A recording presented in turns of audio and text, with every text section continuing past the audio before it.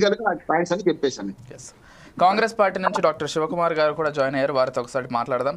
And వారితో పాటుగా గడ్డం తిరుపతి గారు హైకోర్టు అడ్వకేట్ వారు కూడా జాయిన్ అయ్యారు. గుడ్ ఈవినింగ్ అండి. Good evening sir. Good evening. Good evening.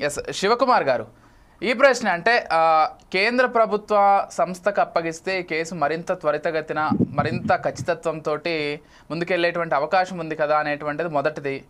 BJP ఏం చెప్తోందంటే బీఆర్ఎస్ కాంగ్రెస్ కలిసి కేసును ముందుకు తీసుకెళ్లకుండా కొంత డిలే చేస్తున్నాయి, కేసులో పెద్దగా పురోగతి కనిపించట్లేదని బీజేపీ వాళ్ళు బహిరంగంగానే కామెంట్ చేస్తున్నారు.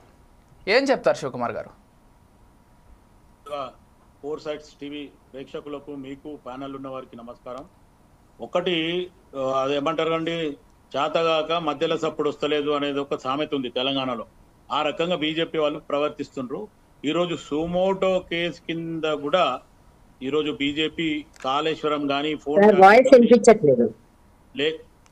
గట్టిగా మాట్లాడండి శివకుమార్ గారు. చెప్పండి చెప్పండి. వస్తుంది కదా వాయిస్? మీకు వస్తుంది చెప్పండి. ఎస్, వాయిస్ ఫుల్ ఉంది, అదే అంటున్నా. మరి శ్రీదేవి గారికి వినబడతలేదంట.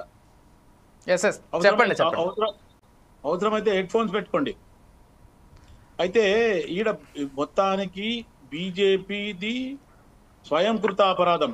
గతం నుంచి కూడా ఎప్పుడైతే బండి సంజయ్ని తీసేసినప్పటి నుంచి ఇప్పటిదాకా కూడా స్వయంకృత అపరాధం బీజేపీ చేస్తుంది. వాళ్ళు 8 మంది ఎమ్మెల్యేలు 8 మంది ఎంపీలు ఉన్న దాంట్లోనే ఒక్క తాటి పైన లేరు. కానీ అదే కాంగ్రెస్ పైన మీద దుమ్మెత్తుతారు. ఏమంటే కాంగ్రెస్ పార్టీలో సఖ్యత లేదు, కాంగ్రెస్ పార్టీ వాళ్ళే వాదుకుంటారండి. కాంగ్రెస్ పార్టీ నిజంగా కూడా ఇట్స్ అన్ ఓషన్. ఎవరిని వదిలేసేయండి, పార్టీల గురించి కాకుండా కేసు గురించి మాట్లాడదాం. లే నేను ఎందుకు చెప్తున్నా అంటే బీజేపీ వాళ్ళు పార్టీ గురించి మాట్లాడుతున్నారు. వాళ్ళ విమర్శలు వదిలేసేద్దాం. వాళ్ళ విమర్శలు గురించి మాట్లాడండి.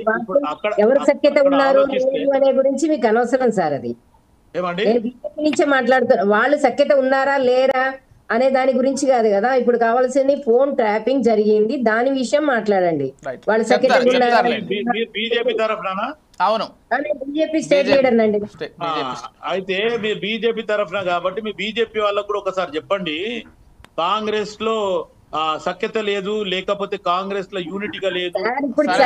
టాపిక్ కాదు శివ గారు, అసలు అది చర్చే కాదు. వాళ్ళకి చెప్పండి, ముందు వాళ్ళని బంద్ చేయమని చెప్పండి. ఎందుకంటే నేను వాళ్ళకు కూడా లైవ్ లో నేను ఉన్నా కాబట్టి లైవ్ లో వాళ్ళని కూడా నోరు ముప్పిస్తున్నా. ఎందుకంటే ఏదైతే జరుగుతున్నదో దాని మీద మాట్లాడమంటే ఈ రోజు బీజేపీ సుమోటో కింద ఇమీడియట్ గా మీరు కేసు బుక్ చేయొచ్చు. ఎందుకు చేస్తలేరు?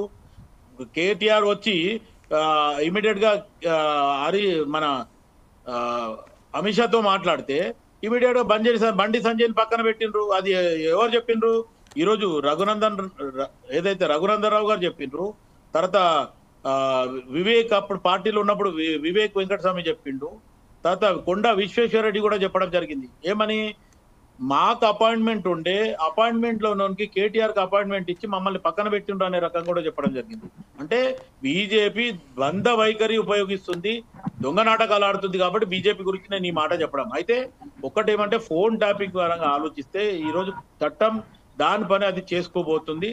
ఖచ్చితంగా రేపు హరీష్ రావు కానీ, కేసీఆర్ కానీ, కేటీఆర్ కానీ, లేకపోతే ఆల్మోస్ట్ ఆల్ కవిత లోపల వేసి వచ్చింది. కవిత కూడా కొన్ని కేసులలో ఇక్కడ లోకల్ గా కూడా ఉంది కాబట్టి కవిత కూడా ఇరుతుంది. వాడు సంతోష్ రావు ఎవడైతే టానిక్ అంటారో వాడు కూడా మొత్తానికి వీళ్ళందరూ కూడా ఖచ్చితంగా ఇరుకుతారు.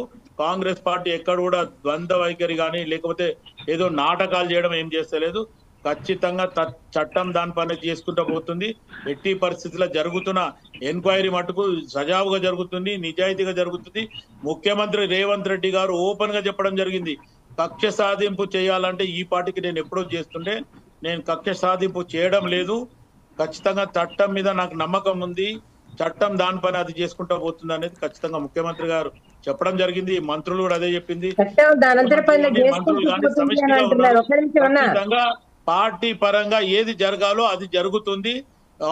అధికారుల పరంగా ఖచ్చితంగా ఎవరైతే ప్రణీత్ రావు గానీ లేకపోతే వీళ్ళు మొత్తం దొంగలు ఎవరైతే ఉన్నారో వాళ్ళందరూ కూడా ఖచ్చితంగా శ్రీదేవి గారు మీకు అవకాశం ఇస్తాను చెప్తారు.